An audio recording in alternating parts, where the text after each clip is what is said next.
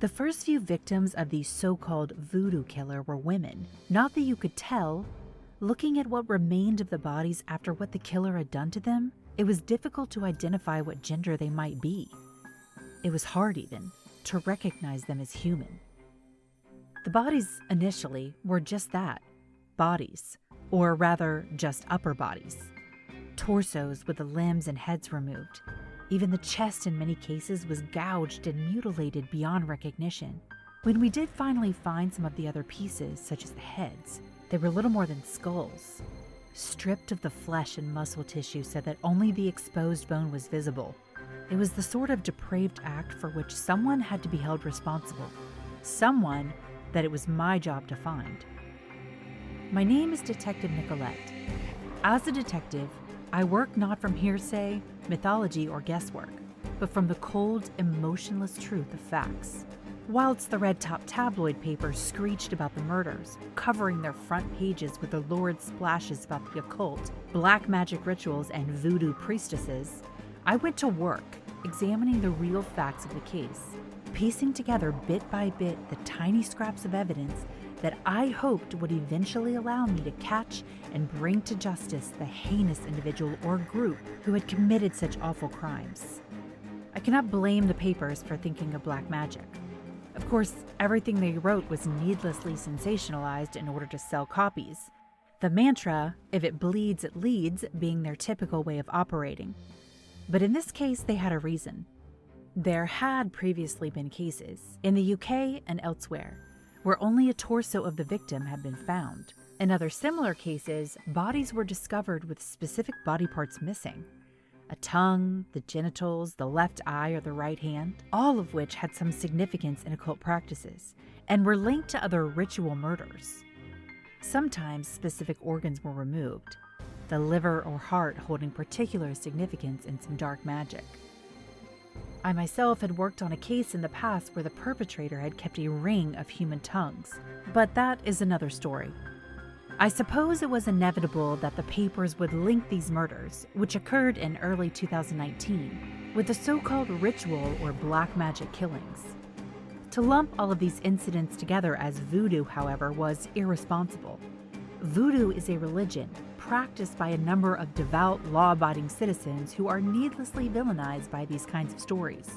By calling them the voodoo murders, the paper only showed their misunderstanding of the religion and willingness to demonize whole communities in order to increase circulation. Again, I prefer to stick to facts. When I first joined the case, there were 7 bodies, recovered over a 6-month period. In every case, the part of the body that had been retrieved was the torso. My first action upon being given the case was to have the waterways where the remains had been found dredged for the second time, searching for any further remains that might belong to the same bodies but had been disposed of separately. The first additional piece to be retrieved was a skull, and whilst the entire musculature of the face had been removed, there was enough information on that skull alone to put me on the scent of the killers. My first move was to have the dental records checked. As you probably know, every human has a unique dental signature. Running the dental records can help in identifying remains when simple identification is not an option. In this case, I received a hit in under 4 hours. By the end of the day, I knew exactly who this skull belonged to, and by virtue of a tattoo that was still visible on the collarbone of one of the torsos, was able to match the head to the body.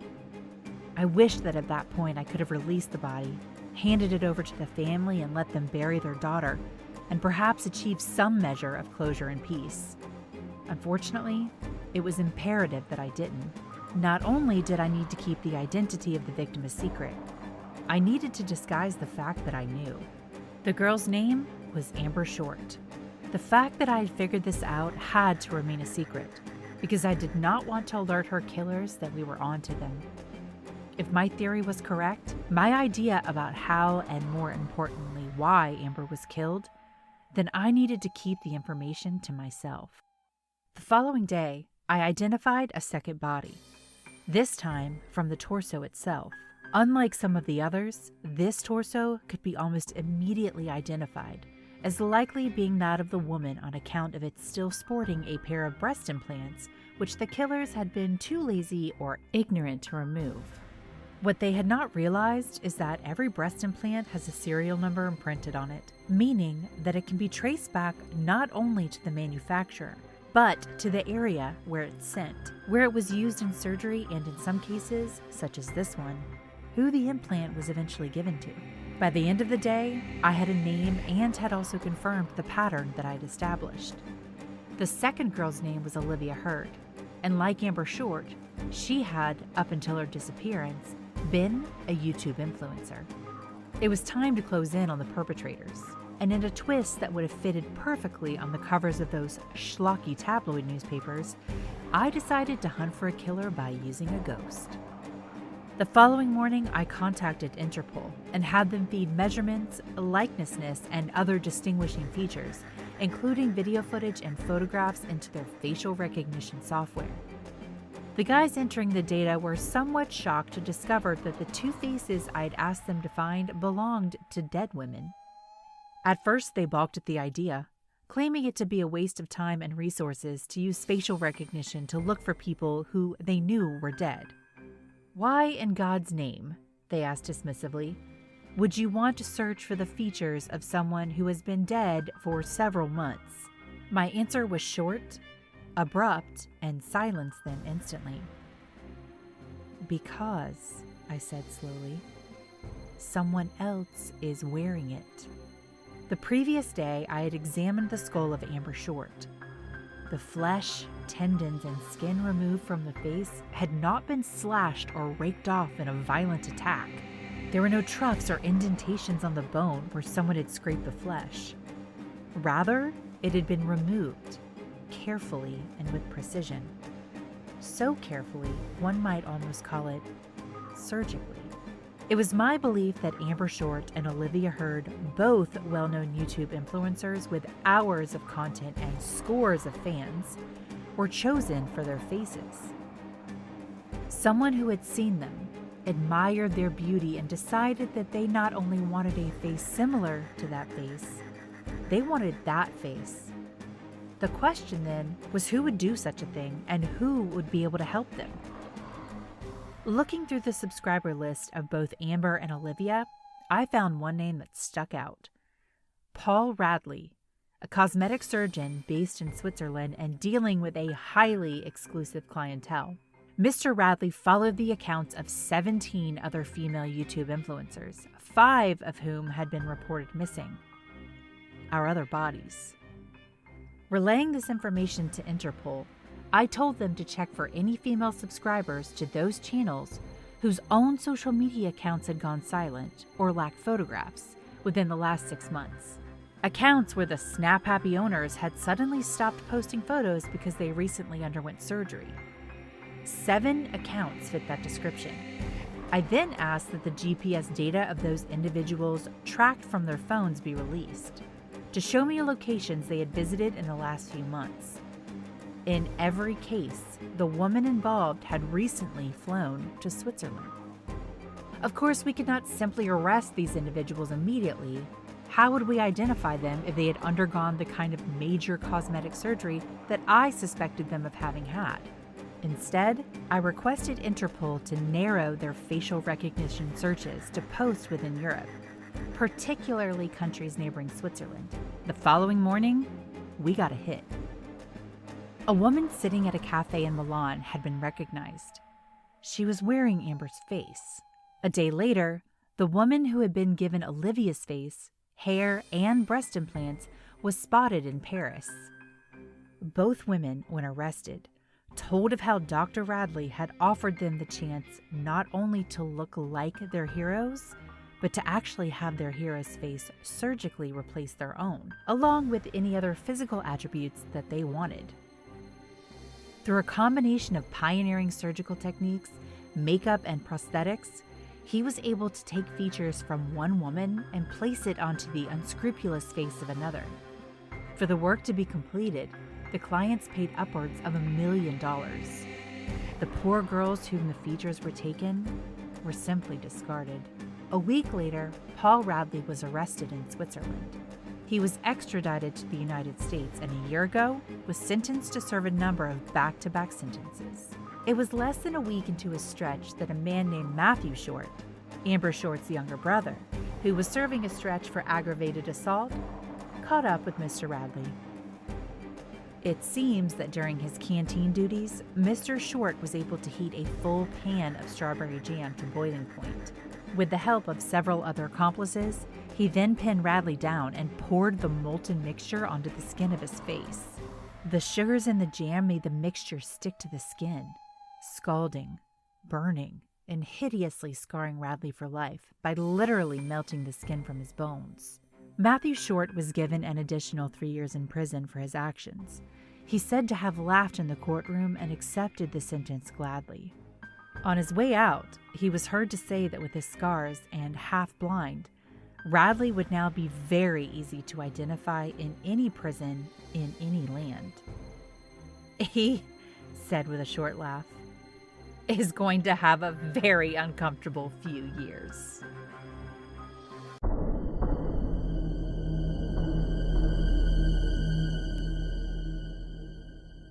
A young couple, Jeff and Stacy, arrived at the local cemetery to change the flowers of their deceased 7-year-old daughter, who was murdered several years ago. The killer was never found, but the couple seemed to have made their peace with it. Placing the flowers on the tombstone, Stacy smiled as she began talking about the time they spent together, all the fun and adventures they had. After a few more words, she couldn't hold her tears anymore and requested they go back home. But shortly before exiting the cemetery, Stacy heard the voice of her dead daughter. In shock, she stopped walking and looked in the direction the voice came from, but all she saw was a little girl sitting under a tree at the edge of the cemetery. Out of curiosity, she started walking towards the little girl, but she was stopped halfway through by her husband. He grabbed her hands calmly and insisted that she was just emotional and it was normal that she hears things. But just before they could turn back and leave, the voice of their daughter called out again, but this time they both heard it. Out of grief, they turned in the same direction the voice came from and saw the little girl, this time on her feet. She screamed and cried in the voice of their dead daughter, to the despair of Jeff and Stacy, who had to relive the final moments they had with their daughter in her hospital bed. 10 minutes after, Stacy grabbed her purse and started beating the little girl with it as a means to, in her words, silence the little witch, causing them so much pain. But Jeff intervened just in time before calling the police and explaining to them what had happened. The call was directed to the SCP Foundation, and 5 minutes later, the personnel arrived at the scene. Both Jeff and Stacy were treated with Class A anesthetic, and the little was taken into SCP custody. The little girl in this event is regarded as SCP-2118, or the Lost Child as she was initially called. Although her anomalous abilities can be traumatized for the people involved, she still doesn't seem to pose any threat to humanity in general, which is why she was given the safe class. SCP-2118 is currently held in standard humanoid containment cell under 24/7 observation by motion-activated security cameras. The holding cell is furnished with everything a girl of her age would require, which also includes 2 stuffed animals, an elephant, and a whale. SCP-2118 is also given the permission to go in an outdoor enclosure once for about 1 hour between 9 a.m. and 5 p.m. She must at all times be accompanied by at least one attendant. It is important, however, that the said attendant must be a person who has never had children before, and the individual must also be versed in American Sign Language, translation, and usage. No other personnel is allowed to have any verbal access with the subject unless in an approved testing log. SCP-2118 is a young human female, presumed 9 years old. She has orange hair and gray eyes with a scar in the shape of an open parentheses apparently 9 centimeters long, located on her right cheek. The subject claimed the scar came from a stranger hitting her in the face years ago, but when asked further on the identity of the stranger or what she was hit with, the subject refused to answer these questions. She communicates generally through American Sign Language and, in some occasions, through writing, despite being able to speak properly. On the outside, SCP-2118 looks like a normal little girl. However, her anomalous abilities begin to manifest whenever she comes in contact with a person or a parent whose child died at a point in time. After exposure, SCP-2118 begins to speak in a voice, which is wildly similar to the deceased child during the time of death. This ability and the children she mimics are both referred to as SCP-2118-01. The deceased children are generally below the legal ages of 18, at least according to the records by the Foundation. And oddly enough, all SCP-2118-01 records spoke in the same words used by the deceased children before their deaths. In some cases, SCP-2118-01 just mimics choking, drowning, asphyxiation sounds, and even the formation of blisters in the throat cavity. How she's able to do this still remains a mystery to the Foundation. Perhaps one of the weirder features of SCP-2118 is her ability to look remorseful while she makes these sounds, especially considering how violent the nature of the child's death was. Apparently, she maintains a look of contortion because she's unaware of how much psychological distress her ability might cause the person or parent. On some occasions, she shows some signs of apology and platitude to the parent involved, all the while still speaking. I don't know about you, but I personally don't think she's actually remorseful to these people. But that's something for later. After her initial capture, the Foundation immediately set up an interview with the subject. The task was carried out by Doctors Lavoie and Wu, while Dr. Danviers was the translator. At first, the subject behaved hostile to the interviewers, even insisting they stop calling her SCP-2118 and claiming her real name was Cheryl. But after a while, she was apologetic, pointing out that she's aware of how terrible people feel when she speaks. She even insisted that they glue her mouth together, but that offer was turned down by the doctors. According to SCP-2118 claims, the subject's inability to control her powers always made her mother angry and sad, especially when she mimicked and cried like her mother's dead baby. This drove the woman into a deep depression before she eventually died from cardiac arrest. SCP-2118 was later interviewed again, this time using a D-Class employee labeled D3498, a 27-year-old Caucasian male who was convicted for the second-degree murder of both his wife and 3-year-old daughter. On seeing the man, SCP-2118 first apologizes to him before screaming in a high-pitched tone which abruptly resembles that of SCP-2118-01. The high-pitched scream lasted for 5 seconds before the subject started speaking. She constantly altered the words "Daddy" and "Help me" in D3498's deceased daughter's voice, all the while apologizing to the man in American Sign Language. The D-Class employee obviously looked distressed from what he was seeing. Out of anger, he attempted to break his restraints to silence SCP-2118 shortly before 2 Foundation agents were called in to apprehend D3498. The original interview ended there, but the log continued. Records show that the female Foundation personnel sent to apprehend D3498 lost her son 8 years ago. Unfortunately for her, SCP-2118 immediately changed the voice of her deceased son, but this time, the signs translated didn't seem apologetic, but rather questioning the agent and otherwise mocking her for letting her son die. This wasn't the only time SCP-2118 exhibited this kind of behavior. Other incidents were recorded via the motion-censored camera. It is an unsanctioned interview between SCP-2118 and an SCP researcher called Anselman. The records show Anselman initially watching the subject as she sleeps, shortly before waking her up by knocks he made on the glass of her holding cell. Through sign language, she asked him what he was doing in her cell. But before he could answer the question, the subject began to tremble in a way that indicates SCP-2118-01 was on its way. After trembling for approximately 96 seconds, the subject took the voice of a prepubescent male, calling out to his father,